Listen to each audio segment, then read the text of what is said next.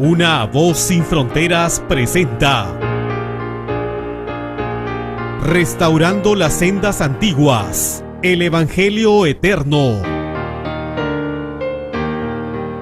Vi volar por en medio del cielo a otro ángel que tenía el Evangelio eterno para predicarlo a los moradores de la tierra, a toda nación, tribu, lengua y pueblo. De nuevo, mis queridos hermanos y hermanas, vamos a proseguir con el desarrollo de esta serie relacionada con la verdadera deidad. Recordemos que en nuestro primer tema estuvimos compartiendo aquella conversación que el Salvador tuvo con la mujer samaritana, donde dijo: la salvación viene de los judíos. En nuestro posterior tema, es decir, el anterior a este, estuvimos compartiendo acerca de la importancia de poder comprender quiénes son o quiénes pueden formar parte del Israel, de Elohim, que Él tiene hoy aquí en la tierra. Y como estuvimos compartiendo a lo largo del anterior tema, había una serie de características muy importantes que debiéramos de tener y aceptar para poder formar parte de ese Israel de Elohim para este tiempo del fin. Este tema, la verdadera deidad, es muy importante, amigo y amiga que me escuchas, que podamos llegar a entenderlo de una manera escritural. Ningún israelita, ningún descendiente de ninguna tribu de Israel puede aceptar, porque no lo acepta, la teoría de un Dios en tres personas. No lo va a aceptar. ¿Por qué no lo va a aceptar? Porque el pueblo que Yahweh tenía en la tierra era conocedor de que los únicos que estaban como deidad eran el Padre y el Hijo.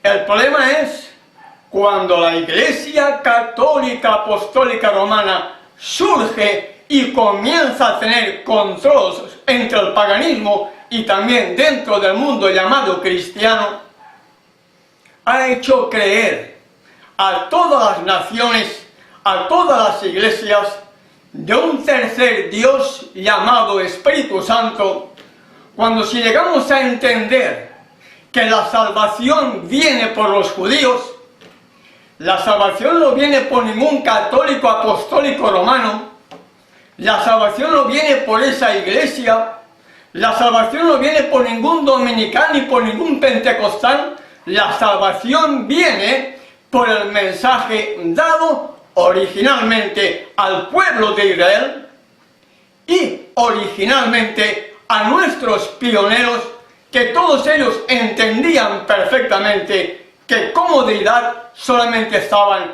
el Padre y el Hijo.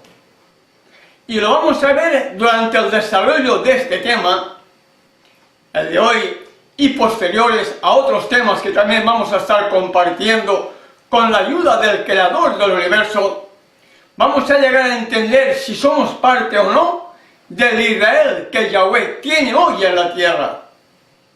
Y repito y recalco, ante la importancia de este tema, ningún israelita, estoy hablando espiritualmente hablando, ningún israelita le va a aceptar a usted la creencia de un tercer Dios llamado Espíritu Santo. No se lo va a aceptar. Tampoco le va a aceptar la creencia de una Trinidad que tampoco consta en la Sagrada Escritura.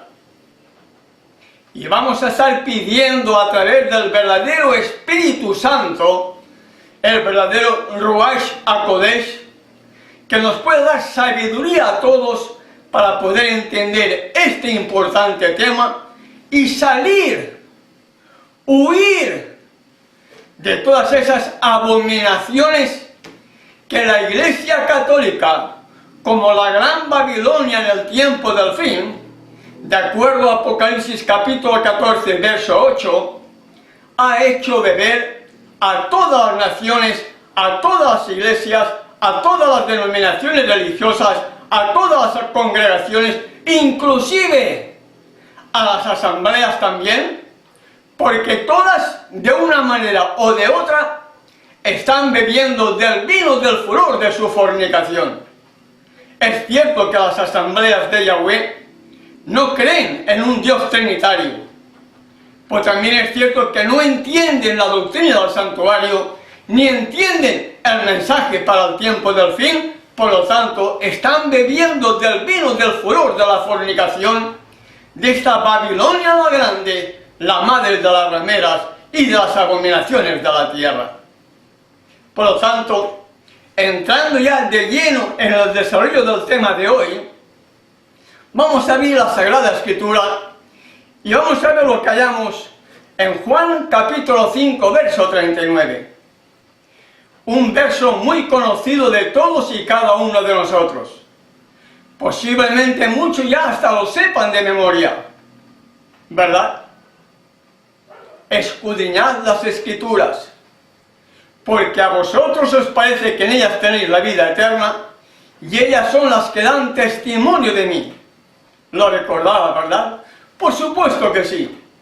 Es uno de los versos más fáciles de recordar y que posiblemente a diario se pueden estar recordando en todas las congregaciones. Pero yo pregunto, Juan 5:39 lo sabemos de memoria, ¿verdad? Pero ¿usted sabe lo que dice el siguiente verso? ¿Usted recuerda lo que dice Juan capítulo 5, verso 40, en palabras pronunciadas por el mismo Salvador? ¿Lo recuerda? No, ¿verdad que no? ¿Por qué? Porque este verso apenas se menciona. Se mencionan aquellas cosas fáciles, pero las difíciles, las que nos pueden lavar la cabeza, las que nos pueden hacer maquinar, las que nos pueden hacer un limpiado total para poder entender y comprender las verdades para este tiempo del fin. Esas posiblemente no nos lo indiquen. ¿Por qué? Porque Satanás es muy astuto. Juan 5:40 nos dice el mismo Salvador: mas no queréis venir a mí para que tengáis vida. En otras palabras, el mismo Salvador le estuvo diciendo al pueblo de Israel de antaño: escudriñad las Escrituras, porque a vosotros os parece que en ellas tenéis la vida eterna, y ellas son las que dan testimonio de mí. Escudriñad las Escrituras. Es la exhortación que el Salvador hizo al pueblo de Israel de antaño. Escudriñad las Escrituras. No dijo, sigan a un rabino. No dijo, sigan a un fariseo. No dijo, sigan a un escriba. No. Escudriñad las Escrituras. Porque a vosotros os parece que en ellas tenéis la vida eterna, y ellas son las que dan testimonio de mí, dijo el mismo Salvador. En otras palabras, el Salvador siempre exhortaba, siempre motivaba, siempre alentaba para que aquel pueblo que fue llamado a ser pueblo escogido fuera realmente lo que fue llamado a ser. Pero como el Creador y Redentor sabe el fin desde el principio, sabía muy bien de la apostasía final de ese pueblo, que le estaba ya llegando el cumplimiento de la apostasía del tiempo del fin, de su pueblo, de su tiempo. Ya dijo él, pero no queréis venir a mí para que tengáis vida. El gran problema del pueblo de Israel era simplemente que le faltaba aceptar al Mesías prometido. Era lo único que le faltaba, aceptar al Mesías prometido y cumplir con aquellos mandamientos, con aquellos estatutos, con aquellos preceptos que les fueron dados a ellos, para que a su vez ellos pudieran evangelizar al mundo entero. Pero no lo hicieron, fracasaron. La historia me indica que Israel fracasó, Israel apostató y está pagando todavía las consecuencias de su rebeldía y de su apostasía por haber dado muerte al Creador y al Redentor del mundo. Hoy Si Él estuviera aquí entre nosotros, nos estaría diciendo lo mismo. Escudriñad las Escrituras, porque a vosotros os parece que en ellas tenéis la vida eterna, y ellas son las que dan testimonio de mí. Pero lamentablemente, la gran mayoría de personas solamente se dedican a escuchar audios, a ver videos, a ver la opinión de uno, a ver la opinión de otro, a ver la opinión de aquel, a ver lo que dice aquella. Y finalmente su mente es toda una Babilonia, porque no entendió nada, porque no escudriñó las Sagradas Escrituras, siguiendo los pasos que nos dejó el mismo Creador y Redentor. Pero no queréis venir a mí para que tengáis vida. Si no escudriñamos la Sagrada Escritura, si no entendemos la ley ni los profetas, si no entendemos los estatutos de Yahweh, si no entendemos que la deidad solamente son Padre e Hijo, que no hay ningún tercer Dios en el cielo llamado Espíritu Santo, aunque sí entendemos y aceptamos la verdadera misión que el verdadero Espíritu hace en nuestro corazón, que es totalmente diferente, no negamos la obra, no negamos la misión que Él está dispuesto a hacer, sí que negamos la creencia de un Dios en tres personas. Sí que lo negamos. Negamos también la existencia de una Trinidad, porque usted no va a hallar en la Sagrada Escritura, en una versión hebrea traducida al castellano, no lo va a hallar ningún verso en la Sagrada Escritura que nos haga referencia a la creencia de un Dios en tres personas. No lo va a hallar. El problema es que oímos que la salvación viene por los judíos, pero no queremos entender cuál es el mensaje que a ellos se les fue revelado. Y hoy, con una mente católica grecorromana, quiero echar por tierra, como muchos hacen, quieren echar por tierra la creencia de que la salvación viene por los judíos, y ahora resulta que la salvación viene por una creencia católica greco-romana que nos ha impuesto la creencia de un Dios en tres personas cuando no lo hay por ninguna parte. Y eso es lo que debiéramos de hacer, hermano y hermana. Escudriñar las Escrituras con oración, con humildad, pidiendo a nuestro Padre Celestial, a través de nuestro único abogado y mediador, porque no hay más. Solamente tenemos al Hijo como nuestro único mediador, no hay más. ¿Dónde está el tercero? ¿Cuál es la misión que hace ese tercer Dios si no existe para nada y no hace nada? Porque lo que me convence a mí de pecado, de justicia y de juicio es el Espíritu del mismo Hijo que intercede ante el Padre en el lugar santísimo del santuario celestial. Porque Él es nuestro único abogado y mediador. No hay más. Y entonces recordemos una vez más la conversación que el Salvador le dijo a la mujer samaritana. Porque la salvación viene de los judíos, por el mensaje dado al pueblo de Israel. Entonces yo debo de hacer un alto en mi caminar y poder ver lo que hallamos en Jeremías capítulo 6, verso 16. Jeremías capítulo 6, verso 16 nos dice lo siguiente. Así dijo Yahweh: paraos en los caminos, mirad y preguntad por las sendas antiguas, cuál sea el buen camino, y andad por él, y hallaréis descanso para vuestra alma. ¿Y qué nos dice a continuación? Mas dijeron: no andaremos. A través de la palabra escrita, a través de la palabra profética, por medio de Jeremías, el creador del universo nos está diciendo hoy, a ti y a mí, paraos en los caminos. ¿Por qué paraos en los caminos?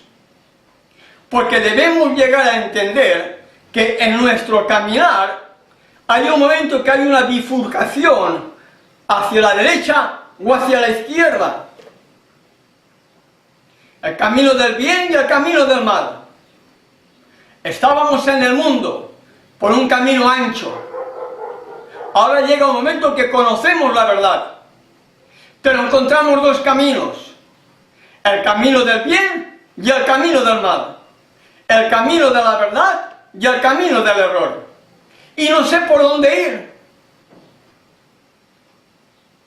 Y el profeta Jeremías, bajo inspiración divina, nos dice: paraos en los caminos, párate, no corras, ni a derecha ni a izquierda. No sabes por dónde ir, párate. Haz un alto en tu camino, como si estuvieras conduciendo al auto y en la ruta o en una calle encuentras la señal de tráfico que te indica stop. Y tienes que pararte. Porque si continúas, te viene la infracción. Y dependiendo del grado de infracción que hayas cometido, hasta puede que vayas a la cárcel. O te quiten el carnet de circulación, el carnet de conducir. Aquí el mismo Salvador, a través del profeta Jeremías, nos dice: paraos en los caminos, párate, no corras, espérate, tranquilízate, observa, mira, estudia la Sagrada Escritura. Mirad y preguntad por las sendas antiguas. ¿Cuáles son las sendas antiguas? El Pentateuco. Los 5 primeros libros que hallamos en la Sagrada Escritura, que son los libros del Pentateuco escritos por Moisés. Mirad y preguntad por las sendas antiguas. Allí vamos a encontrar la caída del hombre por causa del pecado y el plan de la salvación. Allí vamos a encontrar las primeras buenas noticias que fueron reveladas tan pronto como hubo pecado en el mismo jardín del Edén. En el Pentateuco vas a hallar las sendas antiguas, el camino del bien y el camino del mal. El camino que nos puede llevar a la salvación, como si desobedecemos ese camino, nos va a llevar a la perdición. Y el profeta Jeremías está diciendo al pueblo hebreo de aquella época suya: paraos en los caminos, mirad y preguntad por las sendas antiguas. Nos sigue diciendo Jeremías 6, verso 16: para saber cuál sea el buen camino, y andad por él, y hallaréis descanso para vuestra alma. El descanso que nuestra alma necesita es el descanso que Yahweh, por medio de su Hijo y a través de su Espíritu, nos da a nuestra alma, nos da a nuestro corazón, cuando sabemos que estamos andando en sus caminos y haciendo su voluntad y permitiendo que Él siga dándonos sabiduría para seguir creciendo espiritualmente para la honra y la gloria de su nombre. Pero lamentablemente la historia se repite. El sabio Salomón, en Eclesiastés capítulo 1, verso 9, nos dice: ¿qué es lo que fue? Lo mismo que será. ¿Qué es lo que será? Lo mismo que fue hecho. No hay nada nuevo debajo del sol. Entonces, si la historia se repite, estará sucediendo lo mismo hoy. No querer reconocer, no querer estudiar, no querer hacer un alto en nuestro caminar, no querer hacer un stop para poder ver cuáles son las sendas antiguas, para poder hallar el buen camino, para que podamos andar con Él y hallar descanso para nuestra alma. ¿No se estará repitiendo la historia contigo o conmigo, amigo y amiga? No olvidemos nunca que lo que fue, será. Lo que sucedió, se sucede hoy. Lo que pasó, está pasando hoy, porque la historia se repite. Paraos en los caminos, mirad y preguntad por las sendas antiguas, cuál sea el buen camino, y andad por él, y hallaréis descanso para vuestra alma. ¿Qué respondió el pueblo hebreo en la época de Jeremías? ¿Qué le respondieron sus contemporáneos al profeta Jeremías? No andaremos, no queremos saber nada de las sendas antiguas, no queremos parar, vamos a seguir nuestro caminar, vamos a seguir haciendo lo que nosotros queramos. ¿Estará pasando eso hoy en tu vida, amigo y amiga que me escuchas? ¿Estará pasando eso hoy en la congregación, en la iglesia, en la denominación a la cual pertenezcas, al grupo independiente en el cual estés, en la asamblea a la cual vayas, en el lugar donde tú te congregues? ¿Estará sucediendo lo mismo? ¿Se estará repitiendo la historia? Porque la historia se repite, y en lugar de hacer un alto en nuestro caminar, en lugar de preguntar por las sendas antiguas para poder saber cuál es el camino correcto para andar por él y hallar descanso para nuestra alma, en lugar de hacer esas cosas, seguiremos caminando por donde nos gusta transitar, yendo en definitiva en contra de la voluntad del Creador del universo. El profeta Isaías, en el capítulo 66, verso 2, nos dice lo siguiente: mi mano hizo todas estas cosas, y así todas estas cosas fueron. Dice Yahweh, pero miraré a aquel que es pobre y humilde de espíritu y que tiembla ante mi palabra. Tremendas palabras del profeta Isaías. Por cierto, ¿sabes cómo murió el profeta Isaías? ¿Sabes cómo murió? Aserrado. ¿Por qué? Por decir la verdad. El profeta Jeremías, que hemos hablado antes, el profeta llorón, también le quisieron dar muerte. Así sucedió con la mayoría de los verdaderos profetas que Yahweh levantó. Así sucedió con Juan el Bautista. Así sucedió con el mismo Salvador. Le dieron muerte porque no pudieron soportar sus buenas palabras. Recuerda, los alguaciles regresaron a los fariseos y estos le preguntan a los alguaciles, ¿por qué no lo habéis traído? Los alguaciles le dijeron, jamás hombre alguno habló como este hombre. Y por eso le dieron muerte, porque estaban revelando el carácter del Padre y desenmascarando el carácter de Satanás, que los cuales tenían los fariseos, que eran agentes de Satanás. ¿Estará sucediendo lo mismo hoy? ¿Qué nos dice el profeta Isaías, capítulo 66, verso 2? Mi mano hizo todas estas cosas, y así todas estas cosas fueron, dice Yahweh. Pero miraré a aquel que es pobre y humilde de espíritu y tiembla ante mi palabra. Oh, mi querido hermano y hermana que me escuchas. Pero miraré, dice Yahweh, miraré a aquel que es pobre y humilde de espíritu y tiembla mi palabra. No está diciendo que miraré a aquel que es jactancioso, soberbio, orgulloso, prepotente, avaro, no. Miraré a aquel que es pobre y humilde de espíritu, pero tiembla ante mi palabra. Y esta palabra es lo que nos tiene que hacer temblar, amigo y amiga que me escuchas, en el buen sentido de la palabra, para que podamos dedicarle tiempo a escudriñar la Escritura y poder encontrar el camino correcto que nos tiene que llevar a la vida eterna. Pero miraré aquel que es pobre y humilde de espíritu y que tiembla mi palabra. Ahora yo pregunto, ¿y qué nos dice su palabra?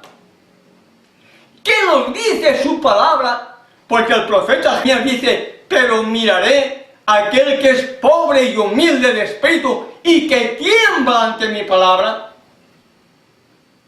¿Qué nos dice su palabra? Veamos Jeremías capítulo 33, verso 3. Clama a mí, dice Yahweh, yo te responderé y te enseñaré cosas grandes y ocultas que tú no conoces. Oh, mi querido hermano y hermana que me escuchas, la palabra de Yahweh está llena de promesas, pero todas las promesas son condicionadas a tu actitud y a la mía con relación a Él. Recordemos lo que dijo Isaías, pero miraré a aquel que es pobre y humilde de espíritu y que tiembla ante mi palabra. ¿Y qué es lo que nos revela su palabra? Clama a mí, dijo Yahweh, y yo te responderé y te enseñaré cosas grandes y ocultas que tú no conoces. ¿Y cómo nos va a revelar esas grandes cosas que estaban ocultas y que no conocíamos? ¿Cómo? ¿De qué manera? A través de la Sagrada Escritura. Amigos y amigas que me escuchan, a través de la Sagrada Escritura vamos a oír y vamos a recibir respuesta y vamos a ser enseñados para que esas cosas grandes y ocultas que no conocíamos sean reveladas en este tiempo del fin para poder entender las verdades que hallamos en su palabra para la honra y la gloria del Creador del universo. Y así como también habíamos leído en Jeremías capítulo 6, verso 16, que teníamos que hacer un alto en nuestro caminar, debiéramos meditar profundamente en lo que pasó en el jardín del Edén. Muchas veces se ha hablado acerca de la historia de Adán y Eva, de la rebelión y las consecuencias de la rebelión y el pecado. Pero me parece que olvidamos y pasamos de largo algo que hallamos en Génesis capítulo 3, verso 15. Y pondré enemistad entre ti y la mujer. Y vamos por partes. Entre ti significa la serpiente. ¿Quién es la serpiente? La serpiente que estuvo en el Edén y que engañó o sedujo a Eva, no era la serpiente que hoy nosotros conocemos que se arrastra sobre la tierra. No, la sentencia sobre la serpiente, sobre tu pecho andarás y polvo comerás todos los días de tu vida. Si la sentencia era sobre tu pecho andarás, está diciendo nuestro Creador del universo en labios o por manos o por la escritura de Moisés, que la serpiente debió ser un ave. La serpiente debía ser algo que volaba, porque todo lo que fue creado era bueno en gran manera, era todo hermoso. Y la sentencia sobre ese animal que volaba y que era bello en gran manera, llámele como le llames, porque no especifica lo que era, simplemente era sobre tu pecho andarás. Y la sentencia que hallamos en Génesis capítulo 3, verso 15, el Creador del universo y el mismo Redentor está diciéndole a la serpiente, enemistad pondré entre ti. ¿Quién es la serpiente? Veamos lo que nos dice Apocalipsis capítulo 12, verso 9. Apocalipsis capítulo 12, verso 9. Allí hallamos la definición de lo que es la serpiente. ¿De quién es? ¿Quién es esa serpiente? Y fue lanzado fuera el gran dragón, la serpiente antigua, que se llama Diablo y Satanás, el cual engaña al mundo entero, fue arrojado a la tierra y sus ángeles fueron arrojados con él. Por tanto, la serpiente del Edén, que sedujo a Eva hasta engañarla y hacer que se rebelara contra el Creador del universo, fue un instrumento en manos de Satanás. Porque la serpiente del Edén no tenía facultad para hablar. Ningún animal tenía la facultad de hablar, ningún animal. Imaginémonos si la serpiente, Satanás, fue astuto y sigue siendo astuto, que logró encandilar a Eva y comenzar una conversación que le llevó finalmente a despreciar el amor y la misericordia del Creador al violar la ley que el Creador le había dado a Adán y Eva, de que podían comer de toda fruta, de todo árbol que había en el huerto del Edén, excepto el árbol de la ciencia del bien y del mal, porque el día que de él comieres, ciertamente morirás. Y a veces perdemos de vista este significado. Enemistad pondré entre ti, le dice a la serpiente, entre ti, le dice a Satanás, entre ti, le dice al diablo, entre ti, le dice al dragón, y la mujer. Y la mujer significa la iglesia. Y la iglesia la componen únicamente las almas fieles, aquellos que le aman y guardan sus mandamientos. Esta es la iglesia, la congregación, la denominación, la asamblea, llámale como le llames. Enemistad pondré entre Satanás y las almas fieles. ¿Quiénes son las almas fieles? Aquellos que en el mundo entero le aman y guardan sus mandamientos.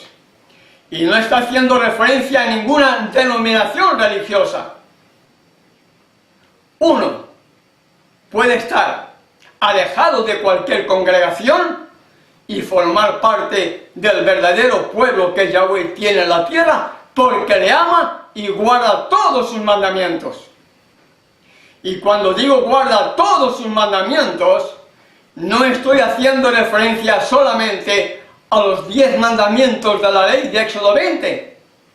No estoy haciendo referencia simplemente a esas 10 palabras, no.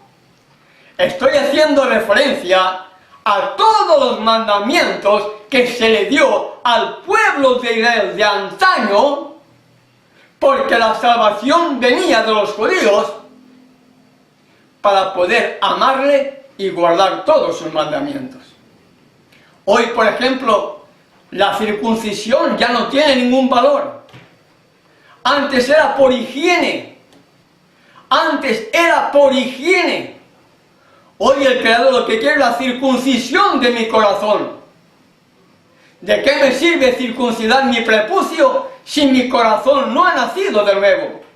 Si sigo siendo un fariseo hipócrita, si sigo siendo un mentiroso, si sigo con carácter rebelde, si sigo haciendo cualquier cosa en contra de la voluntad del Creador, ¿de qué me sirve la circuncisión externa cuando el Creador desea la circuncisión de mi corazón?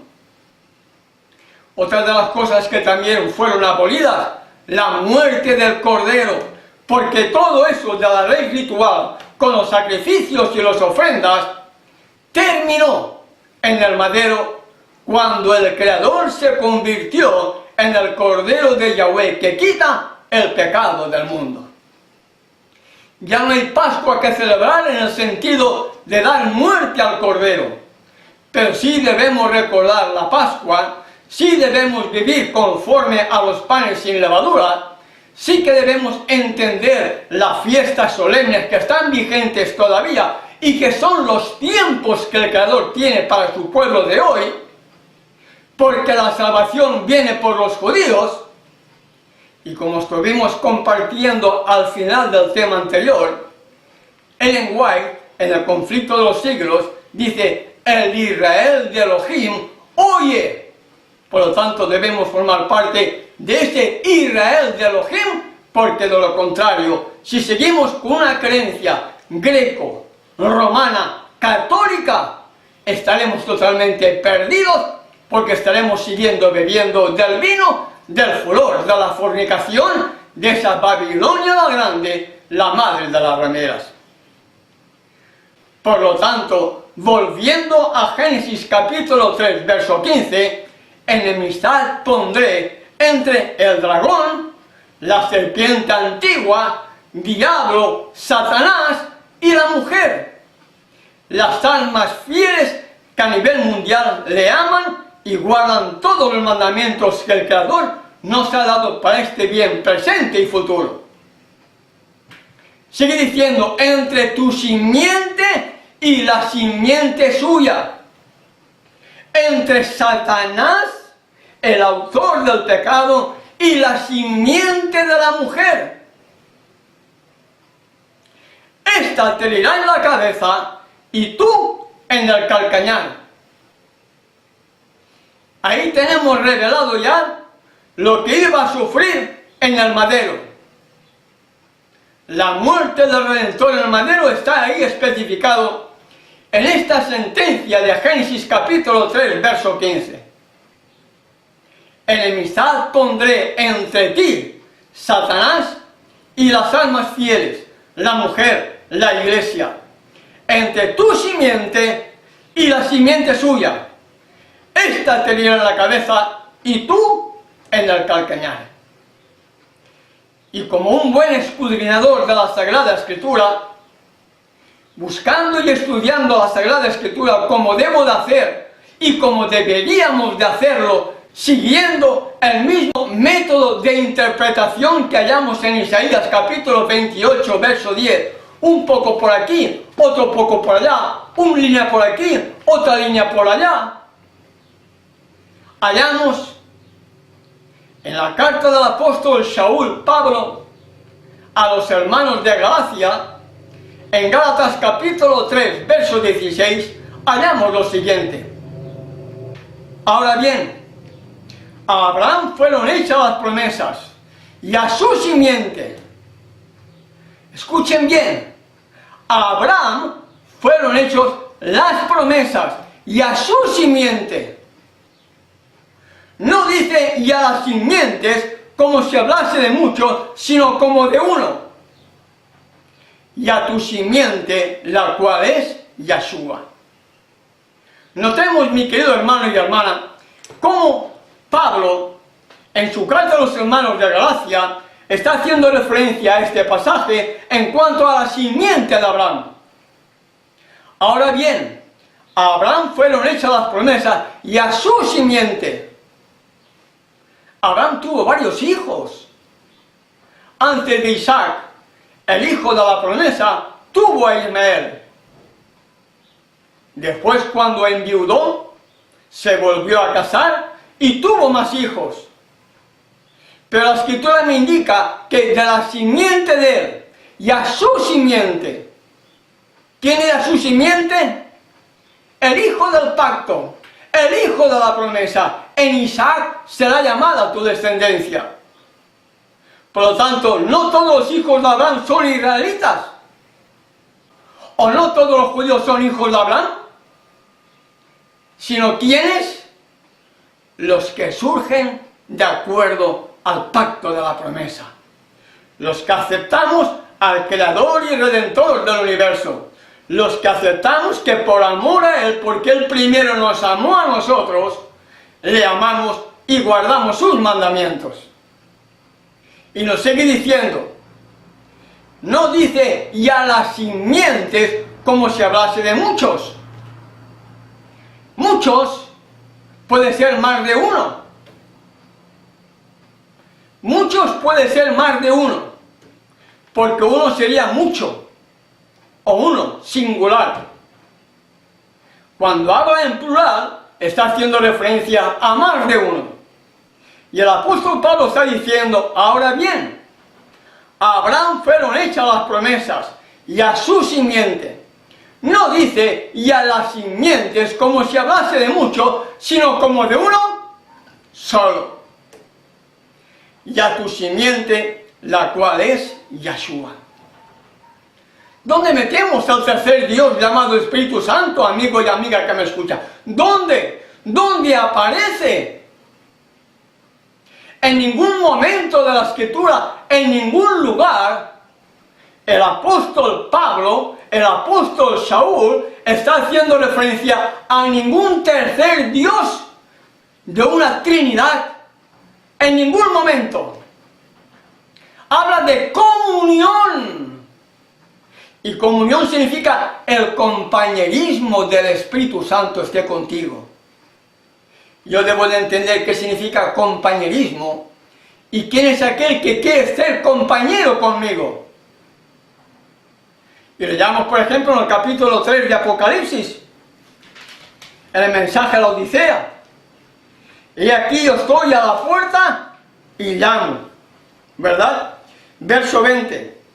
Si alguno oye mi voz y abre la puerta, entraré a él, cenaré con él y él conmigo. ¿Quién es el que quiere entrar en mi corazón? ¿Quién? Él. ¿Quién quiere cenar conmigo? Él. ¿Y cómo lo va a hacer? A través de su propio Espíritu. Y esa naturaleza sí que es un misterio.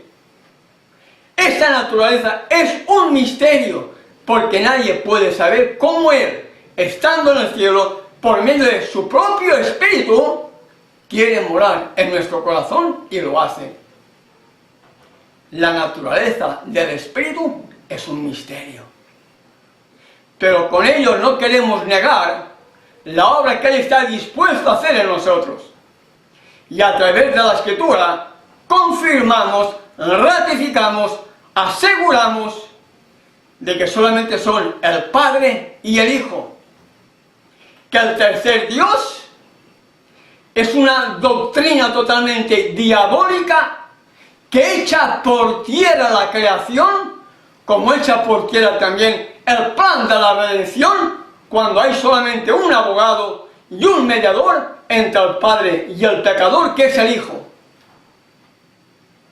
Creer en un tercer Dios llamado Espíritu Santo, es decir, no basta la obra mediadora del Hijo, sino que hace falta ahora alguien que haga la labor del Hijo. Lamentablemente, los que creen en la Trinidad están cayendo en el grave error católico, apostólico, pentecostal, de que para llegar al Padre hace falta un tercer Dios que nos lleve hasta el Hijo y el Hijo nos lleve hasta el Padre. Como la Iglesia Católica, necesitan a María para que María los lleve al Hijo y el Hijo los lleve al Padre.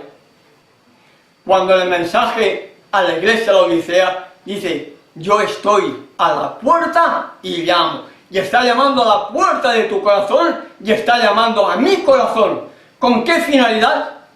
Si alguno oye mi voz y abre la puerta del corazón, yo entraré a él, cenaré con él y él conmigo. ¿Cómo? A través de su propio Espíritu. Como dice a continuación: el que tenga oído para oír, oiga lo que el Espíritu dice a las iglesias. ¿Quién habló? El Hijo. ¿Quién intercede ante el Padre? El mismo Hijo. ¿Quién es el que quiere que yo abra la puerta de mi corazón para que Él entre en mi corazón y pueda cenar conmigo y yo con Él? ¿Quién? Su propio Espíritu. Algo tan fácil, algo tan elemental, y hay que ver cómo el prejuicio levantado por la imposición de un Dios trinitario, hemos perdido de vista que la salvación viene por el mensaje dado al pueblo de Israel, y ahora resulta que muchos con una mente católica greco-romana pretenden tener la verdad, pretenden haber descubierto el mundo entero creyendo en un Dios trinitario, cuando ningún israelita, ningún hebreo, ni en la Sagrada Escritura vas a hallar un pasaje donde indique la existencia de un tercer Dios llamado Espíritu Santo. No lo vas a hallar. Y es posible que me digas, hay dos pasajes. Analiza los contextos de ese pasaje. Analiza Mateo 28, verso 19, con Marcos y Lucas, para poder entender que la misma relación, el mismo pasaje, el mismo evento, Marcos y Lucas, por la gran misericordia del Creador, no permitió que esos pasajes también fueran adulterados, y ahí indica que el bautismo debe ser hecho en mi nombre, dijo el Salvador. Y cuando estudiamos el bautismo en el Nuevo Testamento, después de la resurrección del Salvador y después del Pentecostés, nos damos cuenta que todos los bautismos fueron hechos en el nombre del Hijo. En el único nombre bajo el cielo dado a los hombres en que el pecador puede ser salvo. Es la única manera de salir de tantos errores que hay. Y el otro pasaje que ya hoy en algunas versiones ya no aparece es 1 de Juan capítulo 5 verso 7. Y estos tres son uno. Ya no aparece. Por lo tanto, si no aparece, quiere decir que los nuevos editores se han dado cuenta de que ese pasaje estaba adulterado, estaba impuesto por una creencia católica para apoyar la creencia de un Dios trinitario. Vea versiones hebreas y vea la versión Reina Valera del año 2000 en 1 de Juan capítulo 5 verso 7 y verá como allí ya no aparece que el Padre, el Verbo y el Espíritu, y estos tres son uno. Verá cómo ya no aparece. ¿Por qué? Porque es la realidad. No hay tres dioses en uno. El Padre es uno, el Hijo es otro, pero en esencia, en propósito, en carácter y en todo, son la misma cosa. Pero el Padre es uno y el Hijo es otro. El tercero en el cielo era Lucifer. Por eso se rebeló contra el segundo. Y entonces, entendiendo que la Escritura siempre me habla del Padre y del Hijo, vamos a ver lo que nos dice Génesis capítulo 1, verso 2. La tierra estaba desordenada y vacía, y las tinieblas estaban sobre la faz del abismo, y el espíritu de Elohim se movía sobre la faz de las aguas. El espíritu de Elohim se movía sobre la faz de las aguas. Si hemos visto que solamente había una simiente, no varias, una simiente. Y en los dos anteriores temas estuvimos compartiendo también la misma realidad de que solamente es Padre e Hijo, que no hay un tercer Dios llamado Espíritu Santo. ¿Quién puede ser ese espíritu de Elohim que en el principio se movía sobre la faz de las aguas? ¿Quién puede ser ese espíritu de Elohim? ¿Quién? ¿Quién tenía el mismo espíritu del Padre? ¿Quién? ¿Quién era uno igual que el Padre? ¿Quién? El Hijo. Y el espíritu de Elohim se movía sobre la faz de las aguas. Era el mismo Hijo, quien tenía el espíritu del Padre, quien se estaba moviendo sobre la faz de las aguas antes de iniciar la creación de este mundo. Veamos lo que hallamos en la educación, página 134. ¿Quién de los hombres sabe las cosas del hombre, sino el espíritu del hombre que está en él? ¿Quién de los hombres sabe las cosas del hombre, sino el espíritu del hombre que está en él? No está hablando de ningún otro, del espíritu del hombre que está en él. Así tampoco nadie conoció las cosas de Yahweh, sino el espíritu de Yahweh. 1 Corintios capítulo 2, verso 11. Pero cuando venga el Espíritu de verdad, Él los guiará a toda la verdad. Juan 16, verso 13. Sigo leyendo. Solo mediante la ayuda de ese Espíritu, que en el principio se movía sobre la faz de las aguas, de aquel Verbo por quien todas las cosas fueron hechas. Juan capítulo 1, verso 3. De aquella luz verdadera que alumbra a todo hombre. Juan capítulo 1, verso 9. Puede interpretarse correctamente el testimonio de la ciencia. Solo mediante su dirección pueden descubrirse sus verdades más profundas. Solo bajo la dirección del omnisciente podremos llegar a pensar lo mismo que Él cuando estudiemos sus obras. ¿Quién me dice Elena G. de White? Una verdadera israelita. ¿Quién era ese espíritu de Elohim que en el principio se movía sobre la faz de las aguas? ¿Quién? El mismo Hijo.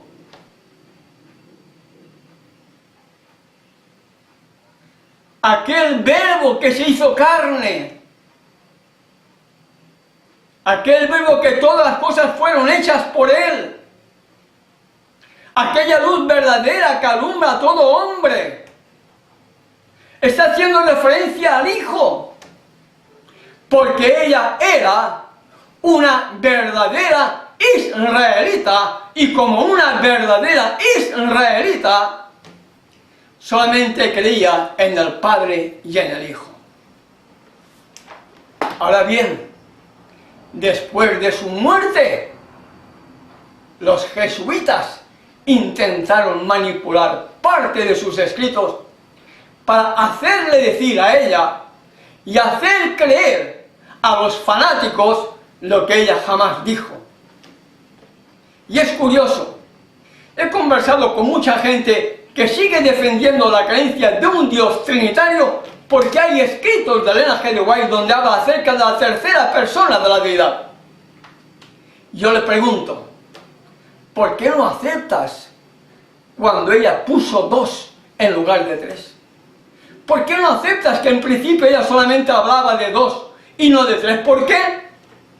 Pero siguen aceptando la creencia popular, católica, pagana, greco-romana, de un Dios trinitario, porque aceptar de que han estado engañados y aceptar ahora la creencia de que no hay una Trinidad y que no hay un Dios como tercera persona llamada Espíritu Santo, sería renunciar a sus cargos, renunciar a ser miembro de iglesia y quedarte en la calle como nos hemos quedado algunos que hemos entendido que no son 3, sino que son solamente el Padre y el Hijo.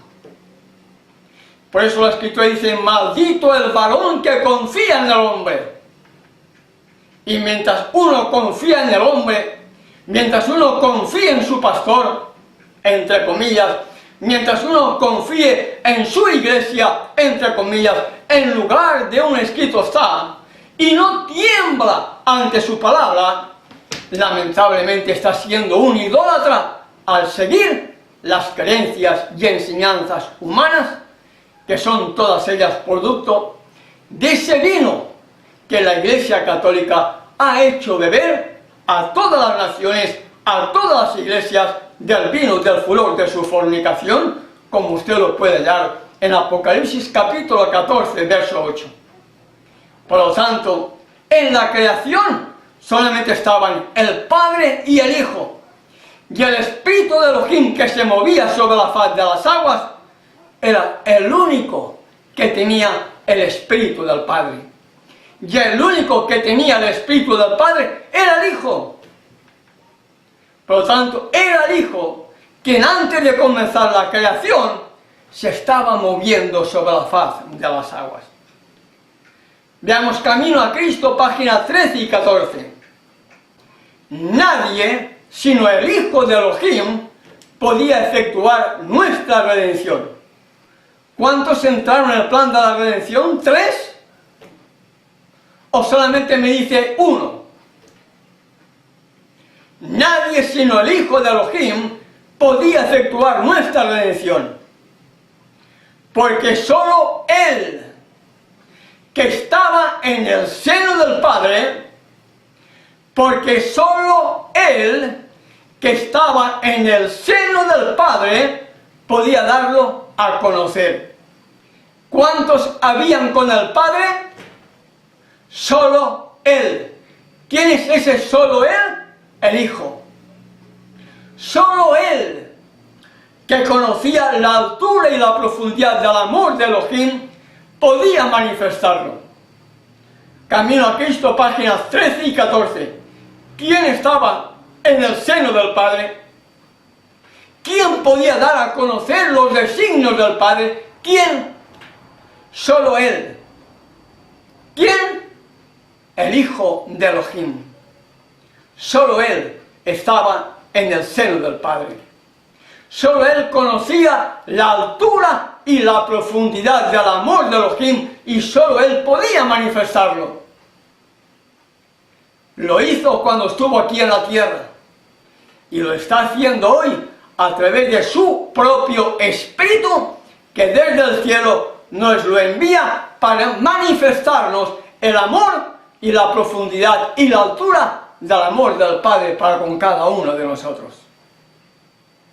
Seguimos leyendo. Patriarcas y profetas. Voy a hacer un extracto de entre las páginas 14 al 47. Patriarcas y profetas. Un extracto que lo he sacado de las páginas 14 al 47.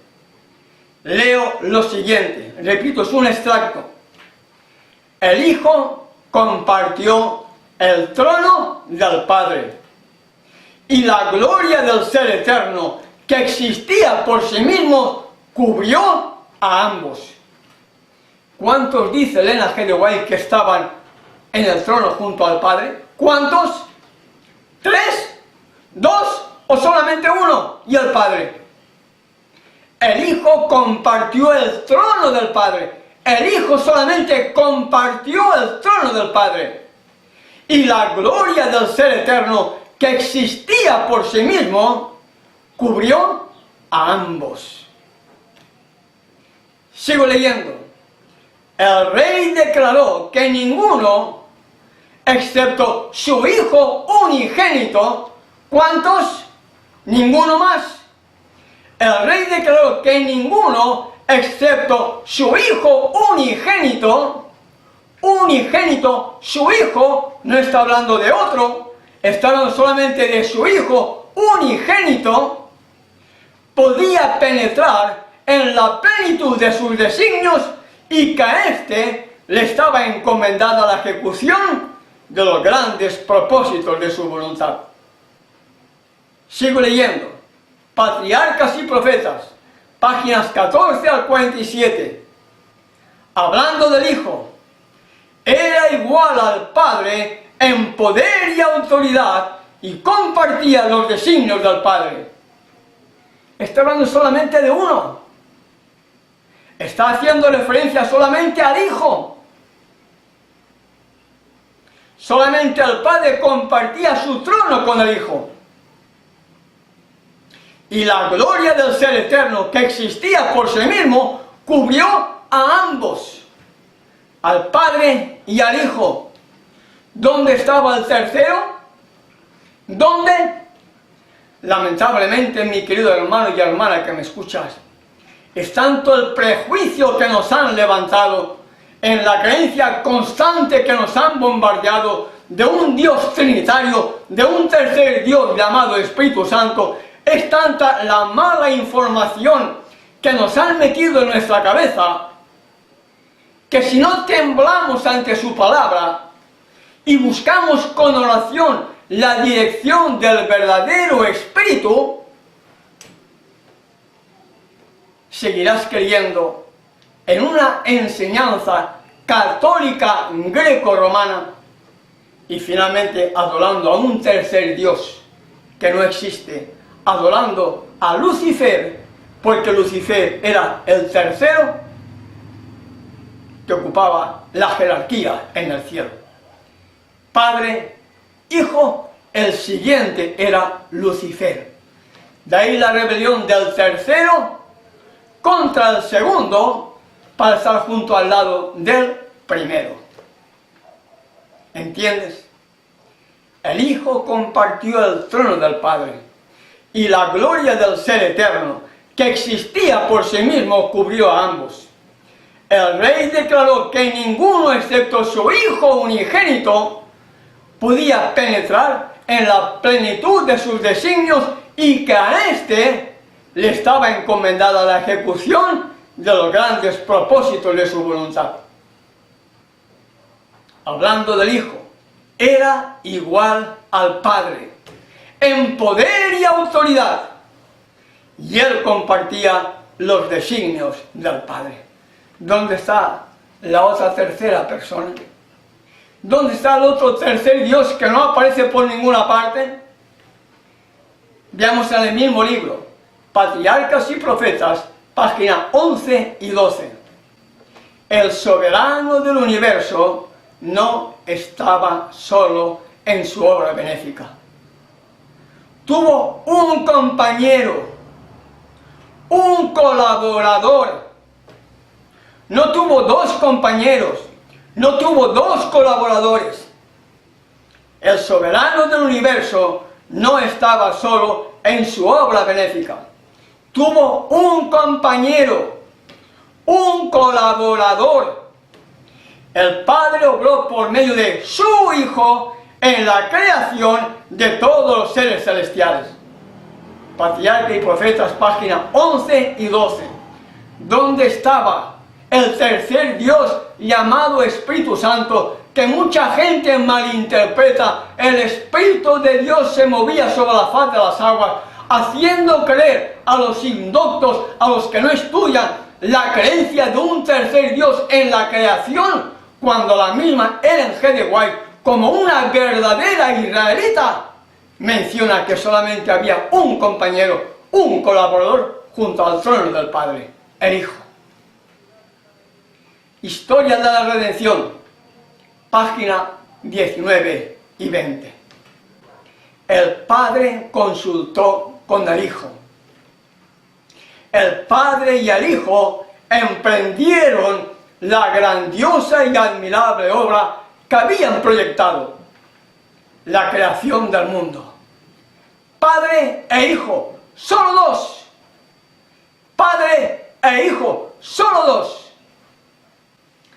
El Padre y el Hijo emprendieron la grandiosa y admirable obra que habían proyectado. ¿Qué es lo que habían proyectado? La creación del mundo.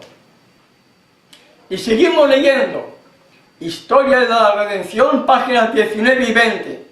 El Padre y el Hijo llevaron adelante su propósito de crear al hombre a su propia imagen.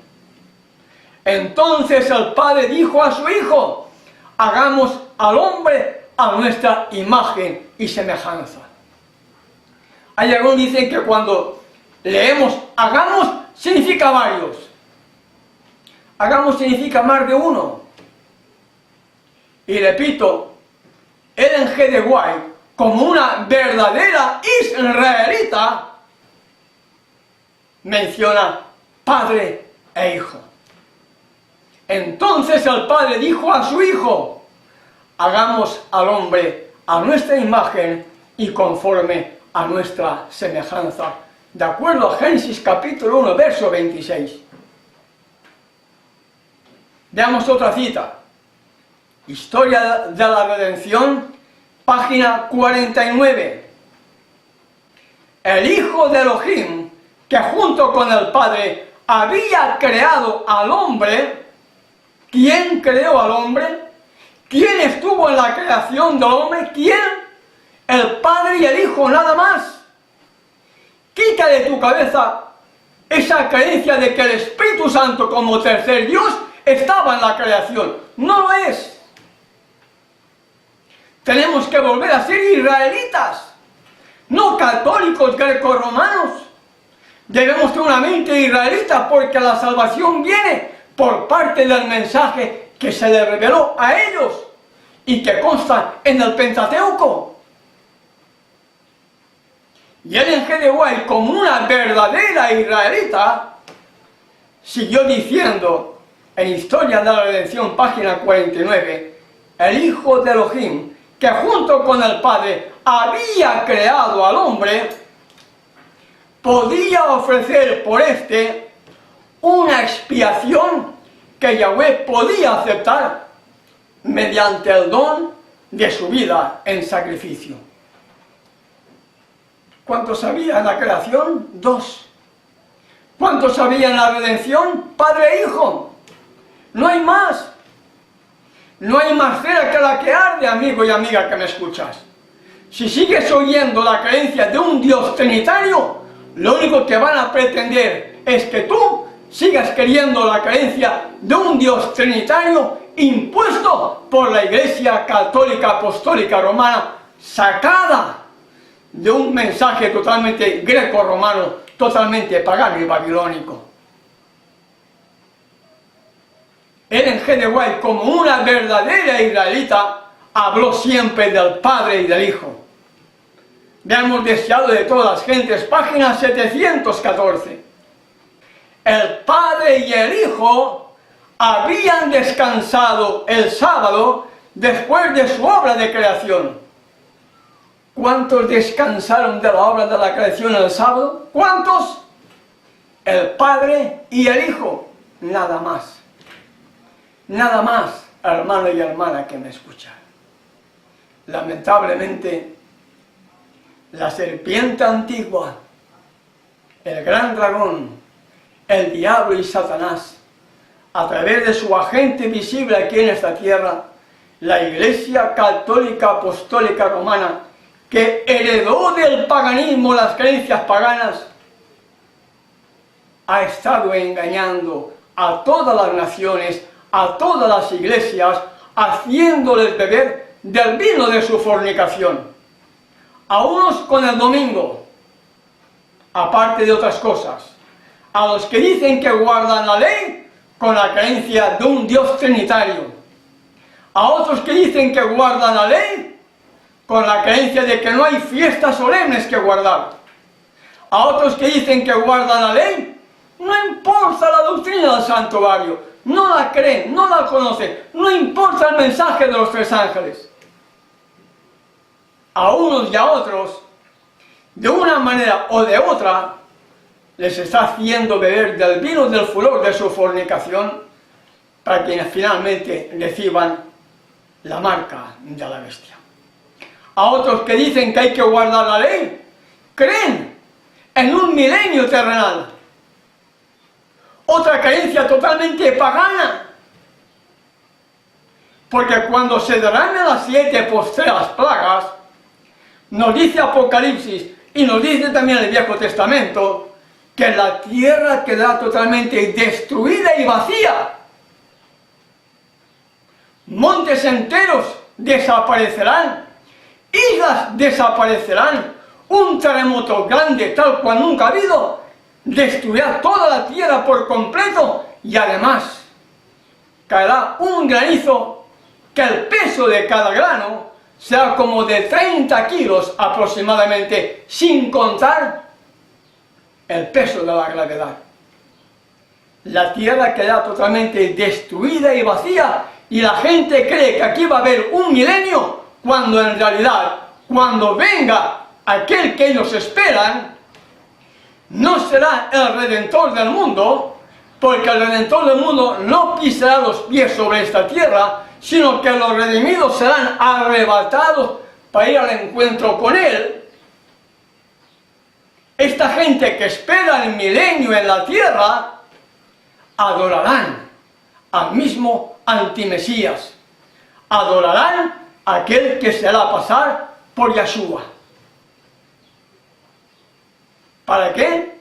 Para que todo el mundo doble sus rodillas ante Él y reciban la marca de la bestia y posteriormente las plagas y se pierdan.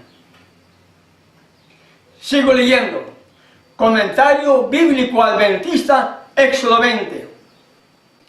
cuando fue pronunciada la ley, Yahweh, el creador del cielo y de la tierra, estuvo al lado de su Hijo. Otra cita más. Ni en la creación, ni en la ley, aparece para nada al Espíritu Santo como un tercer Dios. Cuando fue pronunciada la ley, Yahweh, el creador del cielo y de la tierra, estuvo al lado de su Hijo, rodeado por el fuego y el humo del monte. Comentario bíblico adventista, Éxodo 20. Otra cita, deseado de todas las gentes, página 85. El que era el fundamento del ritual y de la economía de Israel, iba a ser considerado como su enemigo y destructor.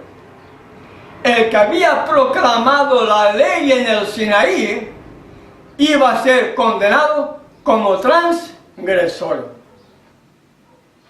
¿Quién proclamó la ley en el Sinaí?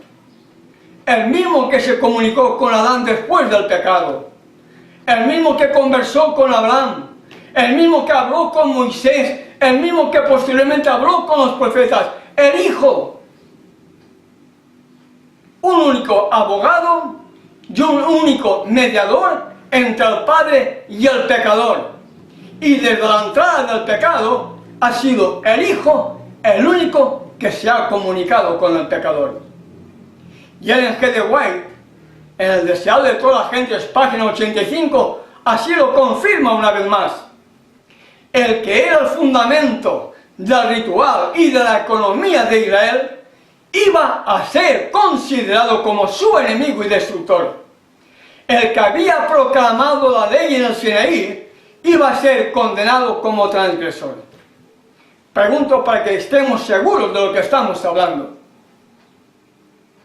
Cuando Moisés recibe la orden, hazme un santuario para mí y yo habitaré en medio de ellos, ¿quién estaba en ese santuario? ¿Quién iba con la nube y con la columna de fuego? ¿Quién estaba en la roca?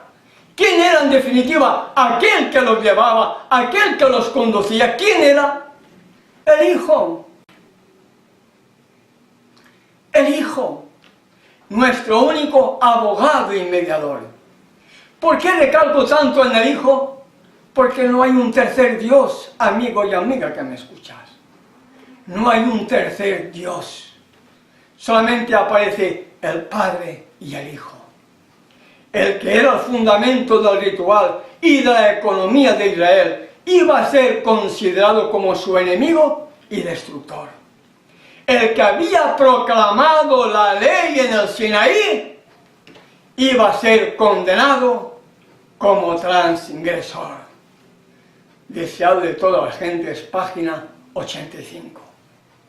¿No se cumplió cuando el Salvador estuvo aquí en la tierra? ¿No le culparon de que era un violador por estar violando el día de reposo, simplemente por estar haciendo la obra de misericordia que se debe de hacer más que en cualquier otro día, en un día de sábado? También le culparon de rebelde por hacerse pasar por hijo de Elohim. Sin embargo, ese mismo pueblo que rechazó al Salvador, hoy tiende la mano al catolicismo, le acepta como Santo Padre, le acepta como Sumo Pontífice, le acepta como Vicarius Filii Dei, y parece que se olvidan de que sus antepasados dieron muerte al Creador porque se pasaba o decía que era el Hijo de Elohim porque realmente era el Mesías prometido, el Mesías enviado. Mi querido hermano y hermana que me escuchas, Ellen G. de White fue una verdadera israelita, en la cual no hubo engaño. El engaño ha venido después de su muerte. El engaño ha venido siempre porque el pueblo fue rebelde a los consejos que ella recibía directamente del cielo. Como los profetas de antaño, nunca quisieron escuchar la voz del verdadero profeta. La historia de Jueces nos revela eso. La historia de los profetas así está. Moría el profeta y el pueblo se rebelaba adorando a los Baales. Murió Elena de White y el pueblo se prostituyó adorando a los Baales, pronunciando nombres de Jehová, pronunciando nombres del Señor, pronunciando nombres de Jesús, pronunciando nombres de Dios, nombres totalmente paganos que no tienen nada que ver con el gran yo soy, el que soy, el Elohim de Israel. Por eso, mi querido hermano y hermana que me escuchas, si queremos ser parte de los vencedores, nuestra mente debe ser una mente israelita. Que podamos entender que la salvación viene por el mensaje dado originalmente a ese pueblo. El mismo mensaje que recibieron nuestros pioneros. Pero que como antaño murió Josué, murió aquella generación que había visto las obras de Yahweh, y se levantó otra generación que no conocía a Josué, que no conocía a Yahweh, y el pueblo de Israel comenzó su apostasía. ¿No habrá sucedido lo mismo hoy si sabemos que la historia siempre se repite? Recordemos la conclusión del mensaje a la iglesia Laodicea. Apocalipsis capítulo 3, verso 21 y 22. Al que venciere, le daré que se siente conmigo en mi trono, así como yo he vencido y me he sentado con mi Padre en su trono. ¿Cuántos aparecen en el mensaje a las 7 iglesias? Padre e Hijo. El que tiene oído, oiga lo que el Espíritu dice a las iglesias. Si fue el mismo Salvador quien dio el mensaje a Juan, hoy, a través de su palabra, su propio Espíritu, Él mismo, a través de su Espíritu, nos está hablando para que podamos entender la verdad y podamos formar parte del Israel de Elohim para este tiempo del fin y poder vivir junto al Padre y el Hijo por toda la eternidad. Ese es mi deseo y oración para todos y cada uno de nosotros. Una voz sin fronteras presentó Restaurando las sendas antiguas, el Evangelio eterno. Vi volar por en medio del cielo a otro ángel que tenía el Evangelio eterno para predicarlo a los moradores de la tierra, a toda nación, tribu, lengua y pueblo.